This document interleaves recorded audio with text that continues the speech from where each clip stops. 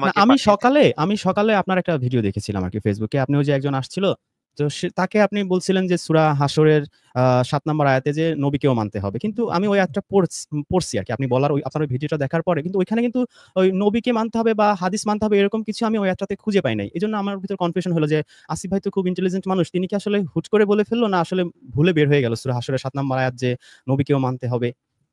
এটা নবীকে আসলে মানতে আমার কাছে হবে এ একটু বিষয়ে তো আ আ বেশ কয়েকটা আ আ না, হাসরের ৭ আয়াত নাম্বারে আছে। আছে কিনা? হাসরের ৭ নাম্বারে এরকম আছে কিনা?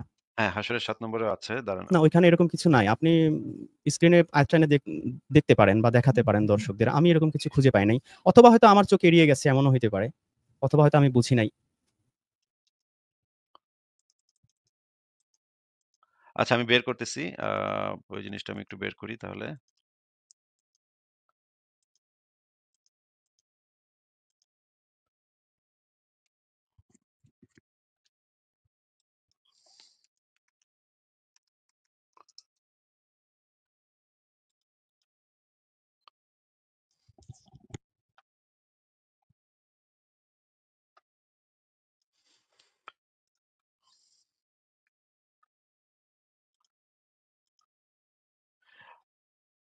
এখানে যে জিনিসটা বলা হচ্ছে সেটা হচ্ছে ১ম এ আছে আ ৩৩ নম্বর সূরার ৩৬ নম্বর আয়াতে যেটা বলা আছে, আল্লাহ ও না, তার রাসূল আমি কোন আমি বলছি সূরা হাশরের ৭ নাম্বার আয়াতের কথা। আচ্ছা সূরা হাশরের ৭ নম্বর। এইটা কি সূরা হাশরের ৭ নম্বর আয়াত? জি, জি, জি। রাসূল তোমাদেরকে যা দেয় তা গ্রহণ করো এবং যা থেকে নিষেধ করে তা থেকে বিরত থাকো। বলেন তাহলে এই বিষয়ে কি বলতে চান? না, এখানে আয়াতটার খণ্ডিত একটা অংশ দেয়া। ফার্স্ট এর অংশগুলা নাই। যেই অংশটুকু প্রয়োজন সেই অংশটুকু দেয়া হয়েছে। আচ্ছা আমি তাহলে কোরআন.কম থেকে দেখাচ্ছি।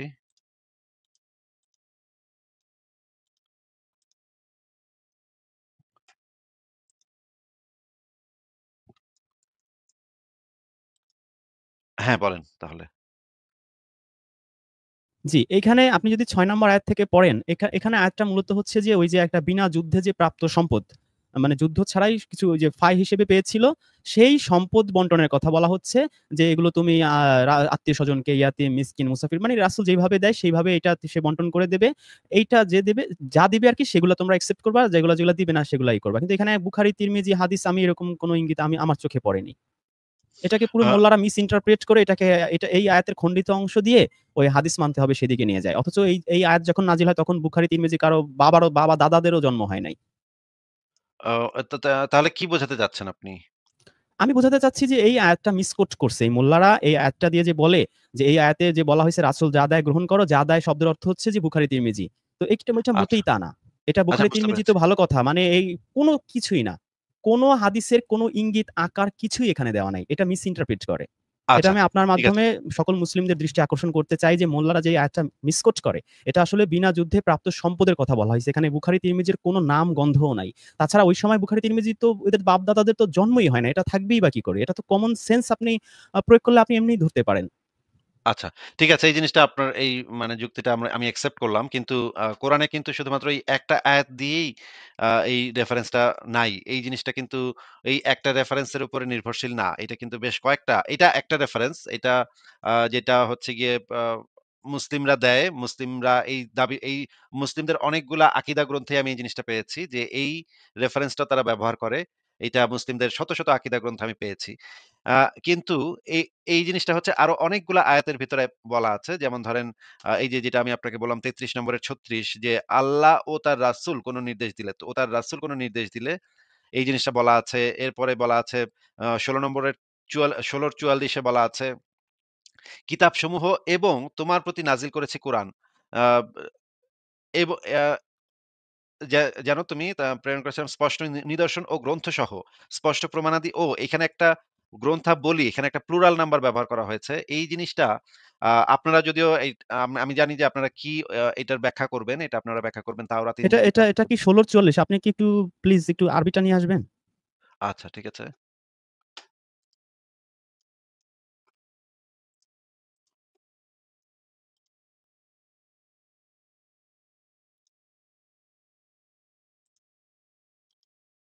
এটা হচ্ছে হ্যাঁ, এটা বলেন।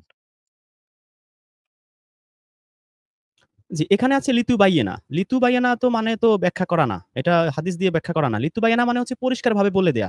মানে বলল আলহামদুলিল্লাহি রাব্বিল আলামিন, রাসূল বলবে আলহামদুলিল্লাহি রাব্বিল আলামিন। পরিষ্কার করে তার মেসেজটা পৌঁছায় দেবে। তাছাড়া আপনি যদি সূরা মায়দা ৯৯ নম্বর আয়াতে যান, সেখানে আপনি দেখবেন যে রাসূলের দায়িত্বই হচ্ছে আল্লাহর বাণীটা শুধু পৌঁছে দেয়া। এটার মধ্যে প্লাস মাইনাস করার কোনো সুযোগ তো বা কোনো ক্ষমতা তো আল্লাহ তার রাসূলকে দেয়নি অ্যাকর্ডিং টু কুরআন। আচ্ছা। এখানে কিন্তু তো এখানে তো আমি রিজওয়ান বুখারী ভাই তিরমিজির কোনো ইঙ্গিত পেলাম না। এখানে কি বুখারী তিরমিজির কথা বলা হচ্ছে যে রাসূল এই লিতুবাইয়েনা করবে বুখারী বা তিরমিজি দিয়ে? এরকম কোনো কথা কি রিজওয়ান এখানে ভাই আছে? এখন আপনার সাথে এটা নিয়ে আলোচনা করতে গেলেই আমার যে স্ট্যান্ড পয়েন্টটা নিতে হবে, সেটা হচ্ছে আহলে হাদিসের স্ট্যান্ড পয়েন্টটা নিতে হবে। কিন্তু আপনার সাথে আমি আহলে হাদিসের স্ট্যান্ড পয়েন্টটা নিয়ে আপনার সাথে তর্কটা কেন করব?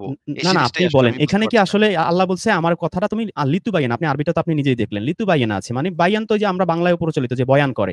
তুমি এটা পরিষ্কার করে বয়ান করে দিবে আমার এই কথাটা। সেটা বলা। কিন্তু এখানে কি বলা আছে যে তুমি আমার এই কথাটা এই বুখারী তিরমিজি দিয়ে তুমি এক্সপ্লেইন করবে? এরকম কথা কি আ আপনি দেখতে এ এ পাচ্ছেন? আমি তো দেখতে রিজওয়ান ভাই, পাচ্ছি না। আপনি দেখতে পেলে আমি প্লিজ আপনাকে বলেন। যেটা বললাম যে আপনার যে যুক্তি সেটার বিপক্ষে যদি আমার কিছু বলতে হয় তাহলে আমার আসলে আহলে হাদিসের স্ট্যান্ড বলেন, পয়েন্টটা বলেন। হোল্ড করে ইউ আর ওয়েলকাম। কিন্তু আমি তো ইউ আহলে আর হাদিসের অলওয়েজ ব্যক্তি না। ওয়েলকাম। আমি তো আহলে হাদিসের ব্যক্তি না যে আমি আপনার সাথে আহলে না আপনি হাদিস হয়ে বললেও আপনার আমি সাথে মাইন্ড তর্ক করব না। করব। আপনি যুক্তি দিতে পারেন আহলে হাদিসের। I don't mind at all. কিন্তু আমি আহলে হাদিসের যুক্তি কেন দিব ভাই? আমি তো আহলে হাদিসের ব্যক্তি না। আমি তো আহলে আপনি হাদিস আমি আপনি তো তাহলে দেখেননি যে এখানে কি আসলে আছে? এখানে কি মানে ওই এক্সপ্লেইন টাইপের বা তাফসিল বা তাফসির যেগুলো যেরকম আছে, আ আপনি যদি সূরা ফুরকানের ৩৩ আয়াতে যান সেখানে তাফসির শব্দটা পাবেন। এখানে কিন্তু তাফসির শব্দটাও নাই। এই জিনিসে যাওয়ার আগে আমাদের বেসিকটা আচ্ছা নিয়ে এর আলোচনা আগে করে আপনি ওই নিতে যে হবে। সূরা আহজাবের একটা আয়াত দেখাইছিলেন সেটা দেখাতে পারেন। সেটা এর চেয়ে একটু স্ট্রং মনে হয়। না, আপনার সাথে এগুলা নিয়ে আলোচনা করতে গেলে বেসিক থেকে শুরু করতে হবে। একদম ফান্ডামেন্টাল জিনিস থেকে শুরু করতে হবে। কোরআন থেকে শুরু করতে হবে। কোরআনটা না যে আমি আপনি আমি পেয়েছেন দেখেছিলাম যে আপনি কালকে সেইখানে আপনি এই সূরা আহজাবটা দেখাইছিলেন। কিন্তু সেটাও আমি নিজেও কনফিউজড হয়ে গেছি। ওখানে কি আসলেই রাসূল এই হাদিস-টাদিস বলবে এরকম কিছু কি ওখানে আসলে বলা আছে? সেই সূরা আহজাবের কত আয়াত যেন? ৩০ না ৩৩ আয়াত। এইখানে রিজওয়ান ভাই এখানে বিষয় হচ্ছে যে আপনি কোরআন পড়ে কি বুঝতেছেন সেটা ইসলামের দৃষ্টিতে কোনো রেফারেন্স হিসেবে অ্যাকসেপ্টেড না। এটা হচ্ছে সত্য কথা। না, না ঠিক আমি আছে? তো একেবারে আরবিতে কি আছে সেটাই বলছি ভাইয়া। আমি তো আর এড করি নাই কোন কিছু। যে ওখানে না লিতু আপনি বায়ানা আছে, আপনি যে বায়ানের আপনি যাই অর্থটাও বোঝেন আমরা না কেন, সবাই জানি। বুঝছেন না কেন, আপনি ওই আরবি থেকে যেটা বুঝেছেন না কেন, সেটা কোনো অথেন্টিক কোনো একটা রেফারেন্স হিসেবে অ্যাকসেপ্টেড না। অথেন্টিক রেফারেন্স হিসেবে অ্যাকসেপ্টেড কোনটা? যেটা নবী মোহাম্মদ বলেছে, তার সাহাবীরা লিখেছে, তার তাবেঈনরা সেই জিনিসগুলা লিখিত রেখে গেছে, সেগুলা হচ্ছে ইসলামে তো একমাত্র সেই বইটার নাম অ্যাকসেপ্টেড। বলেন, সাহাবীরা লিখছে সেই বইটার নামটা আমাকে বলেন। সাহাবীরা অনেকগুলা বই লিখেছে। সাহাবীদের নামটা ভিতরে যে বলেন। আবু হুরায়রার যে একজন ছাত্র ছিল, সে একটা হাদিস গ্রন্থ লিখেছে এবং তো পরবর্তী আল্লাহ কি সময়ে যখন আমাদেরকে বলছে কুরআনে কোথাও যে আবু হুরায়রা লিখবে এইটার সময় তোমরা সেটা মেনে চলবা? আমি তাহলে সেটাকে মেনে চলবো কেন? আল্লাহর কেন সেটা বলতে হবে কেন? আল্লাহর কেন বলতে হবে? কারণ আল্লাহ তো বলছে যে কুরআন ছাড়া তোমরা আর কি বিশ্বাস করবা? আর কোন হাদিসে বিশ্বাস করতে পারবা না। যেটা ওই যে ভাই ৪৫ এর ৬ আছে স্ট্রেইট কথা। তাহলে নবীর কথা আমি কেন নবীর ইহুদি কথা বিশ্বাস খ্রিস্টানদের মতো সেই তাওরাত চলে যাওয়ার পরে আমি তালমুদ তানাক মিদ্রাস বানাবো? কেন আমি নবীর নবী কথা মুহাম্মদ রাসূলুল্লাহ চলে যাওয়ার পরে আমি বুখারী তিরমিজি বানাবো? হোয়াই? আমি কেন নবীর কথা একইভাবে ইহুদিদের মতো নষ্ট হব? আমার আচ্ছা যুক্তিটা কি? নবীর কথা বিশ্বাস করা যাবে না? নবীর না উপর যে ২৩ নবী বছর আর ধরে আল্লাহর সাথে তো একটু পার্থক্য করা শেষ যাবে না। করতে দেন ভাই, শেষ নবী আর করতে আল্লাহর দেন সাথে ভাই। যদি পার্থক্য করি আমি কাফের হয়ে যাব না? আচ্ছা শেষ করতে দেন ভাই। নবী যে ২৩ বছর ধরে নবীর উপরে যে কোরআনটা নাজিল হয়েছে, ২৩ বছর ধরেই তো নাজিল হয়েছে, তাই না? রিজওয়ান মাহমুদ খান ভাই, ২৩ বছর ধরে নবীর উপরে কোরআনটা নাজিল হয়েছে না? না একুরেট টাইমটা আসলে কুরআনে দেয়া নাই। আমি এজন্য আপনাকে একুরেটলি বলতে পারছি না। আচ্ছা কোরআনটা কার উপরে নাজিল হয়েছে বলেন যদি একটু? হ্যাঁ, নবী মুহাম্মদ রাসূলুল্লাহর উপরে নাজিল হইছে। সেই লোকটার জন্ম কত সালে, মৃত্যু কত সালে? মানে ওইটা মানে নবী এটা কোরআনে মোহাম্মদ নামে নাই তো তো হাজার, আমি হাজার লোক কি থাকতে করে পারে। জানবো? হ্যাঁ, থাকতে পারে। তাইলে আপনি যে কোরআনটা বিশ্বাস করেন এটা পেলেন কোথা থেকে? কার কাছ থেকে পেয়েছেন? আমি আমি কি আপনার কি ধারণা আমি টাইম মেশিনে ১৪০০ বছর আগে গিয়ে সেই নবী না, মুহাম্মদের কাছ না থেকে নিয়ে আসছি? আমি তো সেটা বলি নাই আপনাকে। তাহলে আপনি যে এটাকে তাহলে? বিশ্বাস করতেছেন, আপনি কার কোরআনে বিশ্বাস করতেছেন? এটা কারণ কে লিখছে কুরআন কোরআন আমাকে থেকে চ্যালেঞ্জ শোনান? করছে সূরা নিসার ৮২ আয়াতে। আরে ভাই যেটা কোরআনের আমি কি পাঠাইছি। এরকম তো হাজার, হাজার বই থাকতে পারে যেখানে বিভিন্ন জনকে বিভিন্ন ধরনের চ্যালেঞ্জ দেওয়া হয়েছে। সেই আপনি না এখন আপনাকে একেবারে সেই জিজ্ঞেস ওই যে করেছি সেই জিজ্ঞেস ট্রিপিক্যাল করেছি। মোল্লাদের মতো করে লজিক দিচ্ছেন। রিজওয়ান মাহমুদ আমি খান ভাই, আপনার কাছ থেকে আপনাকে আমি এটা অ্যাকসেপ্ট করি নাই। জিজ্ঞেস করেছি যে আমার প্রশ্নটা ভালো করে শোনেন। জিজ্ঞেস করেছি কোরআনটা আপনি পেলেন কার থেকে? কোথা থেকে? কে এই বইটাকে লিখেছে? কে কম্পাইল করেছে? কোন প্রকাশনীতে ১ম এই জিনিসটা পাওয়া গেল? এই জিনিসগুলো একটু বলেন। আমি আমি আমি যেটা ১ম পেয়েছি সম্ভবত সেটা মদিনা পাবলিকেশনস এর থেকে পেয়েছি আরকি। মানে প্রাইমারি সোর্সটা কি? মানুষ সেই জিনিসটা কোথা থেকে প্রাইমারি পেয়েছে? সোর্স হচ্ছে না ওইটাই মদিনা পাবলিকেশনস। ওদের ছাপা আরকি কুরআনটা। প্রাইমারি সোর্সটা এই মদিনা পাবলিকেশনস না, যে না এখন কোরআনটা আপনি পেল যদি বলেন আমি তাহলে সেই মদিনা পাবলিকেশনস এ এই যে গিয়ে উনাদের এখন জিজ্ঞেস করতে পারি যে উনারা যে কোথা কাজটা থেকে করছেন, পেয়েছে। যে কাজটা করছেন এইটা আমি যেখান হচ্ছে থেকে পেয়েছি আমি তো সেটা আপনার যে বলব ভাইয়া। আপনার যে অসততা, আপনার যে স্ট্যান্ডে যে অসততা, আচ্ছা, আমি সেই এখন কি জিনিসটা বলব এখন আমি প্রকাশ আমি ১৪০০ বছর আগে গিয়ে এই নবীর কাছ থেকে পেয়েছি এটা বললে এই আপনি বইটা খুশি মনে হবেন? করেন মনে করেন গীতাঞ্জলি বইটা আমি কোথা থেকে পেয়েছি? আমাকে যদি কেউ জিজ্ঞেস করে, আমি তো খুব পরিষ্কারভাবে বলতে পারব যে গীতাঞ্জলি বইটা লিখেছেন রবীন্দ্রনাথ ঠাকুর। উনি লেখার পরে ও সেই আচ্ছা, আচ্ছা। জিনিসটা এটার উত্তর আমার কাছে আছে। একটু কথাটা এইটা শেষ করতে দেন ভাই, কথাটা শেষ করতে দেন। আচ্ছা। কথাটা শেষ করতে দেন। গীতাঞ্জলি কবিতার ভেতরে অনেকগুলা কবিতা আছে। সেই কবিতাটা হয়তো রবীন্দ্রনাথ ঠাকুর অনেকদিন ধরে লিখেছেন, অনেক সময় ধরে লিখেছেন। অনেকদিন ধরে লেখার পরে তিনি কয়েকটা কবিতা একত্রিত করার পরে সেটাকে পাবলিকেশনস এ পাঠিয়েছেন একটা ছাপাখানায়। তখন ছাপাখানার যে ছাপার যে লোকজন তারা সেই জিনিসটাকে একত্রিত করে বানান-টানান সব দেখেছে ঠিকঠাক আছে কিনা, লাইন-টাইন সব ঠিক আছে কিনা। তারপরে আবার রবীন্দ্রনাথ ঠাকুরের কাছে প্রুফ রিড করতে পাঠিয়েছে। যেটা আরকি নরমাল বই ছাপার ক্ষেত্রে হয়। সেভাবে প্রুফ রিড করতে পাঠিয়েছে। রবীন্দ্রনাথ প্রুফ রিড করে বলেছে, "হ্যাঁ, এটা ঠিক আছে।" ফেরত দিয়েছে। তখন ওইখান থেকে ১ম গীতাঞ্জলি বইটা বের হলো। পুস্তক আকারে ১ম গীতাঞ্জলি বইটা বের হলো।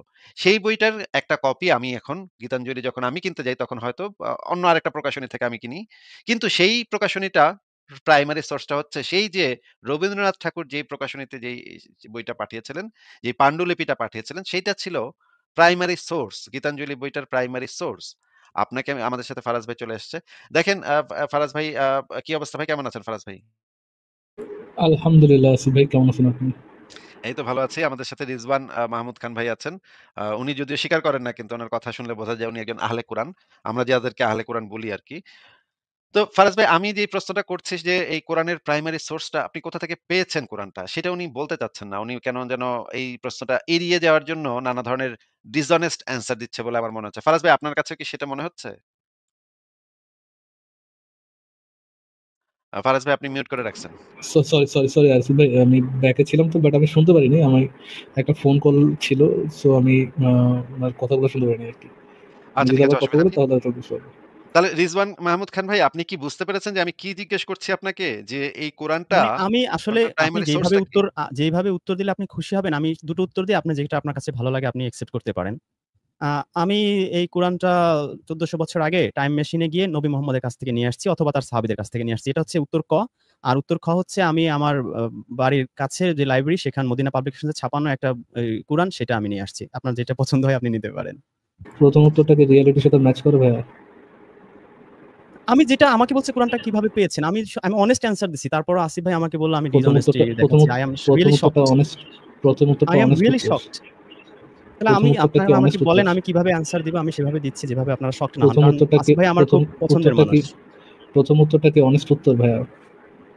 আমার মনে হচ্ছে যে সেরকম একটা উত্তর আমি কিছুদিন আগে ওই আলামিন আছে না বিলিভার্স বাংলা তার সাথে ডিবেট প্রথম করছি সেটা উত্তরটা কি আমাকে এটা আমি নিয়ে ৪ ভাই আমার ঘন্টা সাথে কি আমাকে মানে পাগল বানায় ফেলছে। রেজওয়ান ভাইয়া, আমি যেন এটা হ্যালো বলি। ভাইয়া, আসসালামু আলাইকুম ভাইয়া, ভালো আছেন?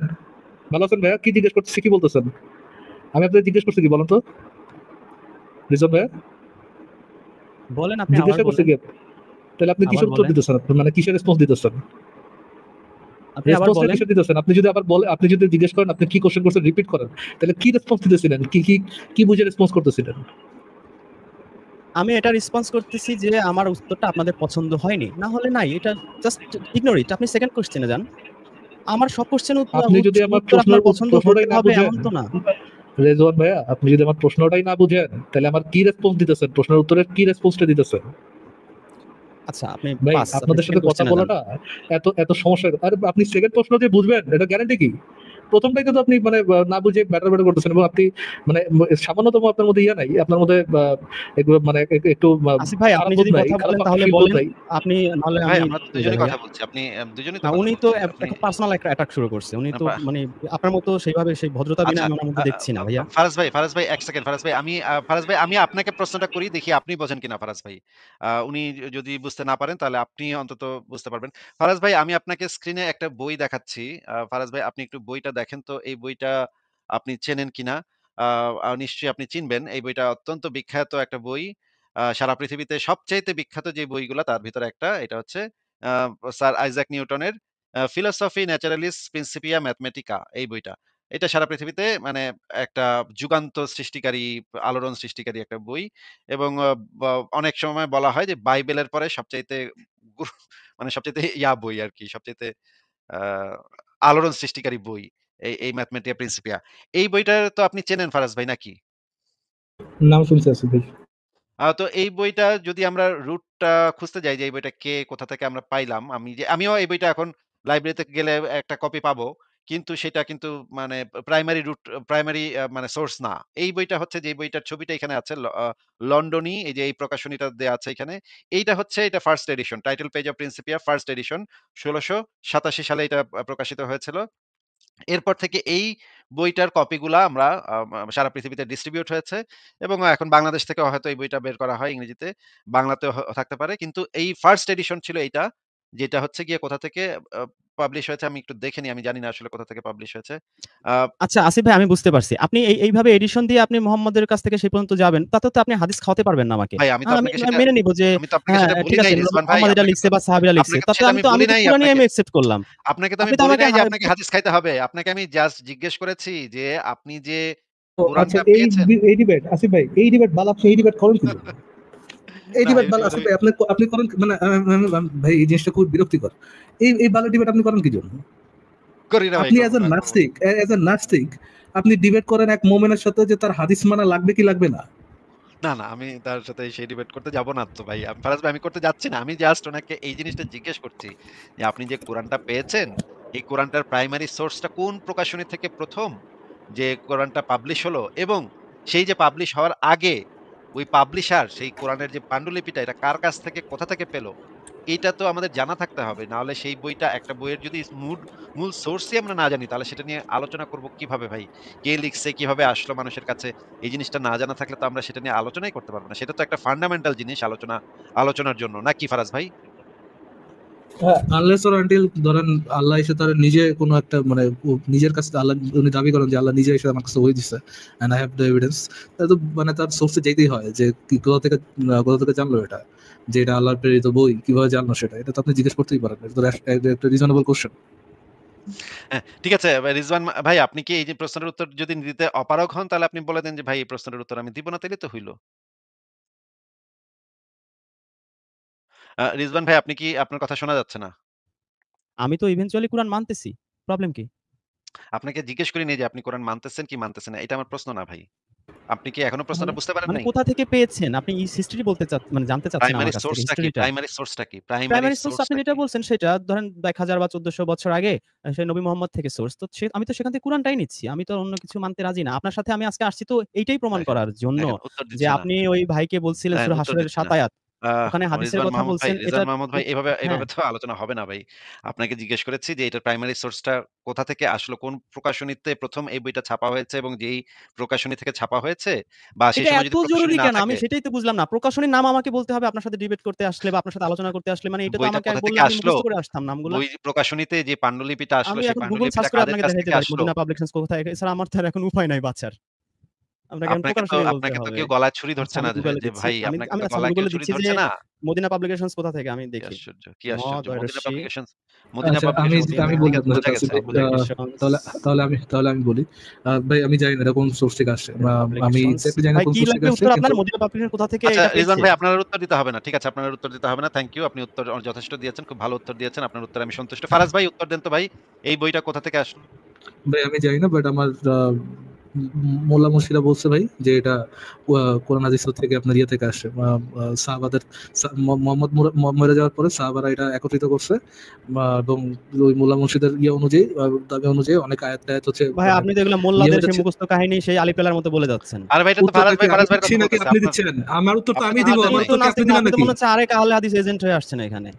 আরে ভাই, এগুলো এটা তো তো আমরা জানি আপনার রে উত্তর ভাই। তো আপনি দেন নাই। আপনার এই আপনার গল্প উত্তর তো আপনি কাহিনী তো দেন আমরা নাই। জানি, মোল্লাদের বানানো গল্প কাহিনী। এগুলো তো আমরা জানি। কুরআনে আচ্ছা, এনিহাউ কি একটা যেটা অবস্থা ভাই। বলতেছিলাম, লোয়াটি আর গরু গাধা কোন জায়গা থেকে দৌড়াচ্ছে। এনিহাউ আজিব ভাই, মানে আমি যতদূর জানি মোল্লা মুর্শিদের থেকে যে গল্প কাহিনী শোনা যায় সেই গল্প কাহিনী অনুযায়ী যে এটা হচ্ছে মোহাম্মদ মরে যাওয়ার পর কোন এক সাহাবা আহ, আম, এটা কালেক্ট করতে হয়েছে, কারণ কোন একটা সাহাবা এটা কালেক্ট করছে, কজ অনেক যারা কোরআনের ইয়ে ছিলেন, কারি ছিলেন বা কোরআন মুখস্থ রাখতেন, যে হাফেজ যারা যারা ছিলেন তারা হচ্ছে মারা যাচ্ছিলেন এবং একটা হাত না, এত কোরআন আয়াত ফারাজ ভাই, হারা যাওয়ার এত কথা। সংকটে পড়ে গেছিল, এই জন্য তারা তারা আর কি ফারাজ ভাই, তারা নিজের নিজের মানে ফারাজ ভাই সংকলন ১ করছে। সেকেন্ড হ্যাঁ, থামেন। ফারাজ ভাই, এত কথা আমি আপনার কাছ থেকে জানতে চাচ্ছি না ফারাজ ভাই। আমি জানতে চাচ্ছি যে আপনি ৪,৫০০ ধর্মের ভিতরে এই বইটাই কেন আপনি পড়তে গেলেন? আর বই কেন পড়তে গেলেন না? ভাই ফোরফাদার্সরা ইসে বিশ্বাস করতো, ইসলামে বিশ্বাস করতো। মনে তারা তারা কনভিন্স ছিল যে এটা আল্লাহ বিল্লাহ থেকে আসছে, এই জন্য আমিও ধরে নিচ্ছি এটা আল্লাহ বিল্লাহ থেকে আসছে, এই জন্য ও এইটাকেই ইয়া হিসাবে পড়ছে।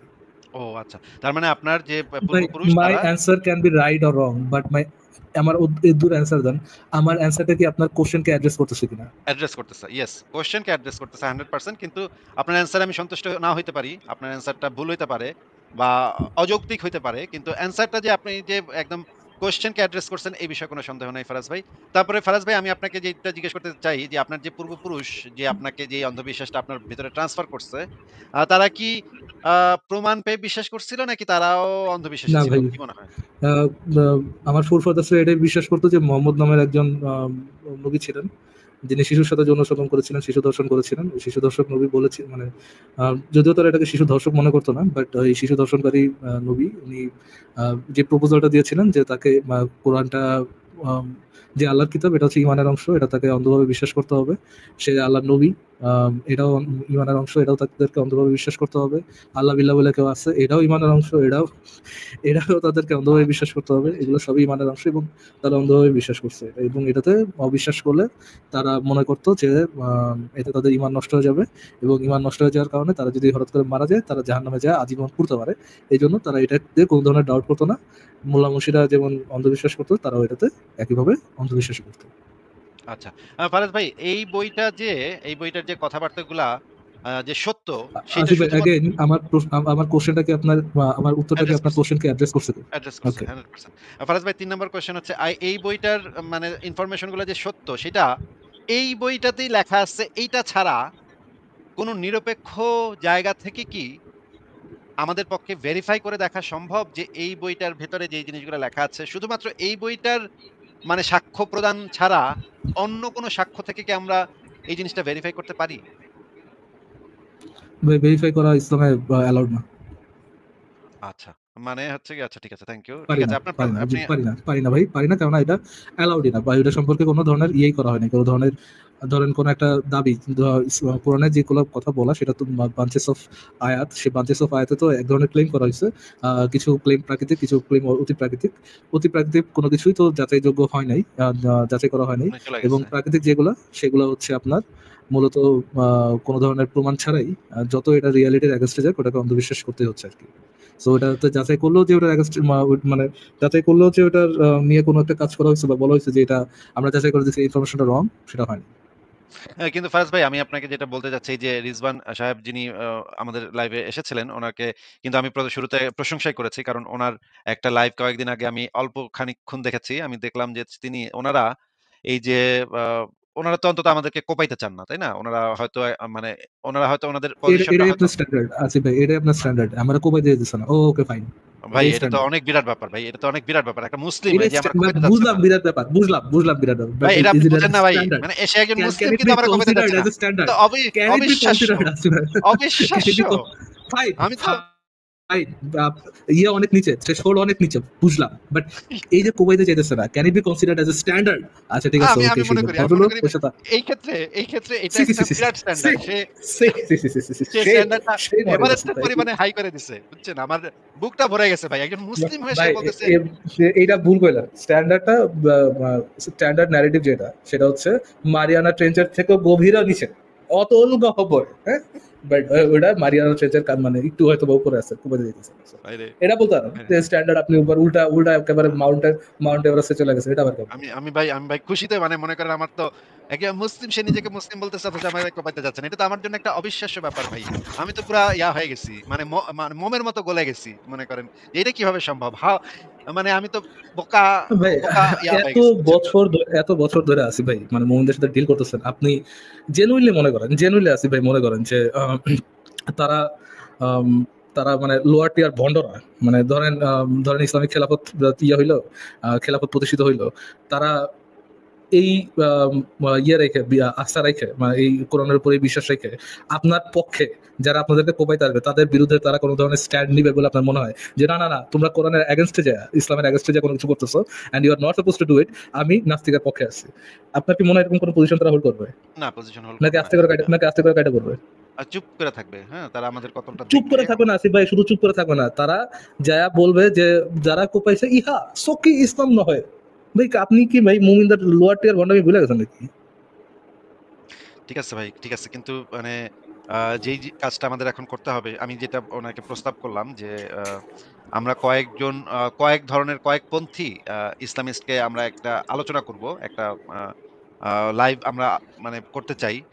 কয়েক পদের ইসলাম যেমন শিয়া মুসলমান, তারপরে হচ্ছে ওনাদের পক্ষ থেকে একজন, আহলে হাদিস থেকে একজন। এইভাবে কয়েকজনকে আইনা আমরা যদি একদিন আলোচনা করতে পারি তাহলে এটা একটা ভালো হবে যে আমরা দেখাইতে পারবো যে কোন ইসলামটা কিরকম, কোন ইসলামের অবস্থানটা কিরকম। এটা আমি একটা প্ল্যান করতেছি। আ ভবিষ্যতে হয়তো করব, ওনাকে আমি বলে দিয়েছি। কিন্তু ওনার সাথে এই যে এই সমস্ত বিষয় নিয়ে যুক্তিতর্ক করাটা আসলে ওয়েস্ট অফ টাইম আমার জন্য। আপনিও জানেন, আমিও জানি যে এটা একটা ওয়েস্ট অফ টাইম।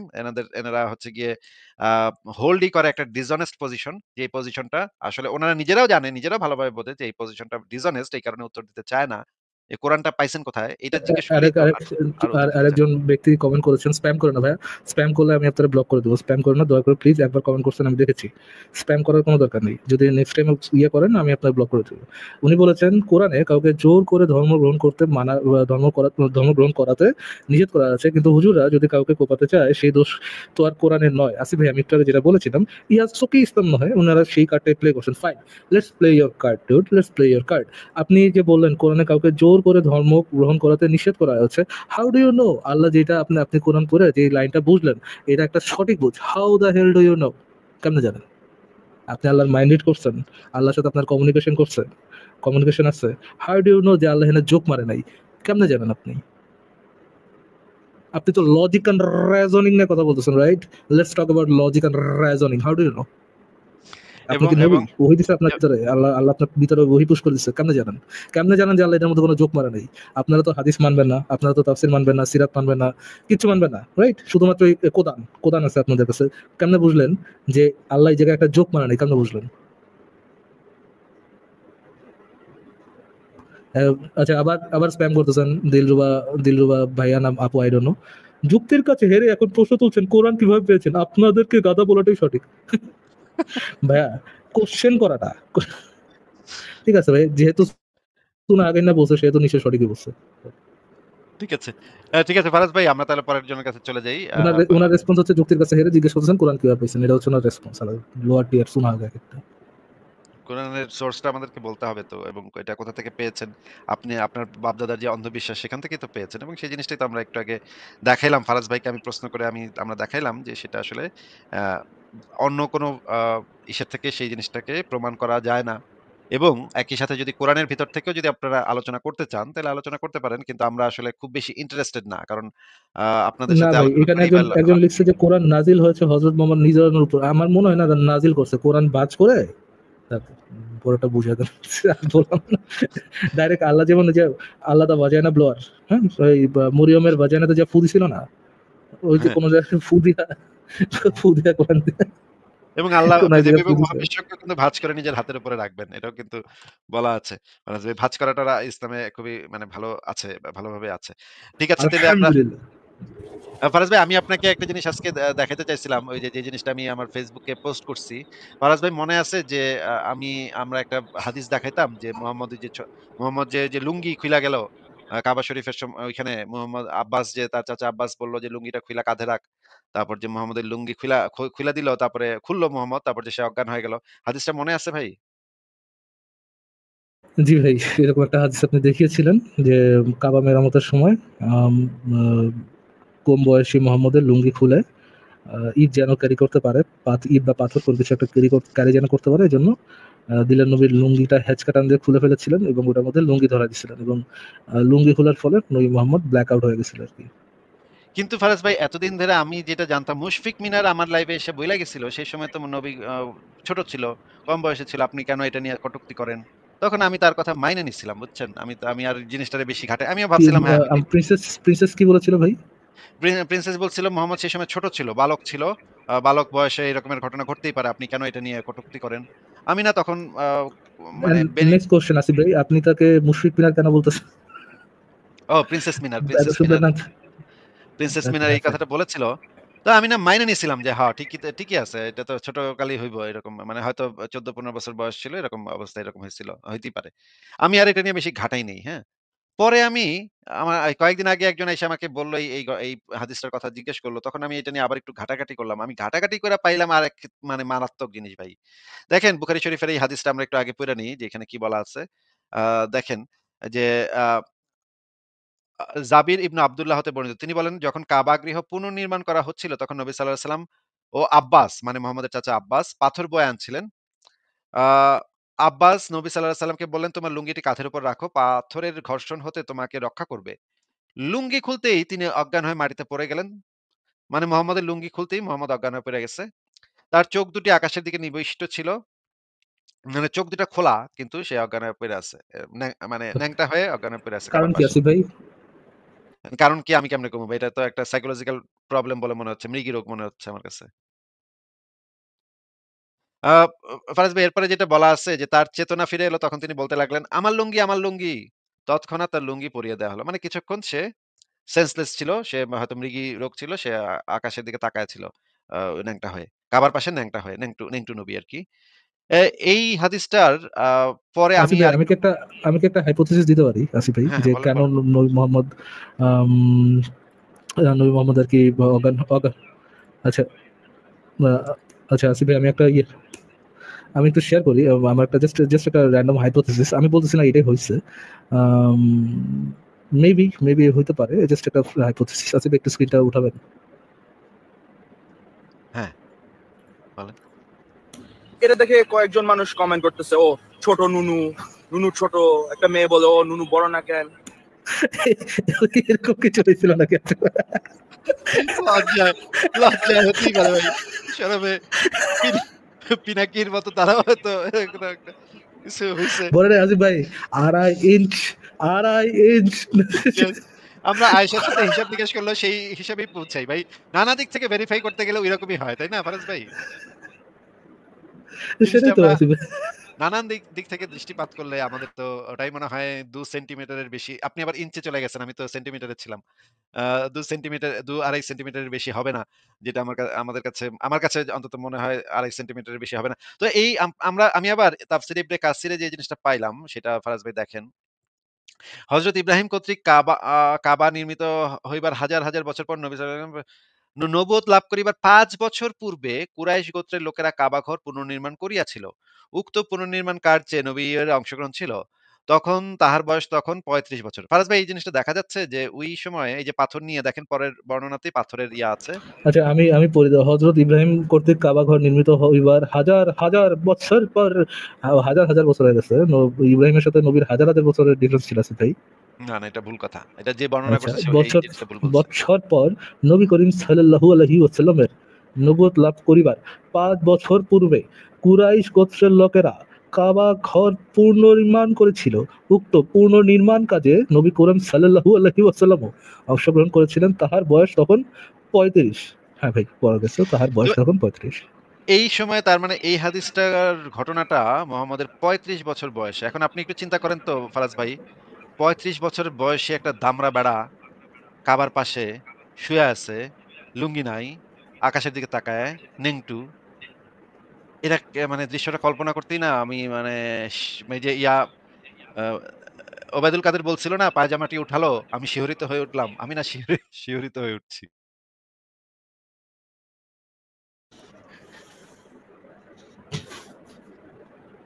কিন্তু ফারাজ ভাই সবচাইতে জরুরি প্রশ্ন হইলো যে তার মানে সে অজ্ঞান হয়ে গেল কেন? এই জিনিসটাই দেখাইতে চাইছিলাম ফারাজ ভাই। তাইলে আপনি কি আপনার কি ইসে কোনো সমস্যা চলতেছে ফারাজ ভাই? না তো, আমার এখানে কি আওয়াজে কোনো সমস্যা হচ্ছে আসিফ ভাই? পেছন থেকে মনে হচ্ছে আমার ইকো একটু শোনা যাচ্ছে। অল্প একটু কানে আসতেছে। ঠিক আছে আমরা তাহলে পরের জনের কাছে চলে যাই নাকি ফারাজ ভাই? শিওর আসিফ ভাই। ঠিক আছে তাহলে আমরা পরে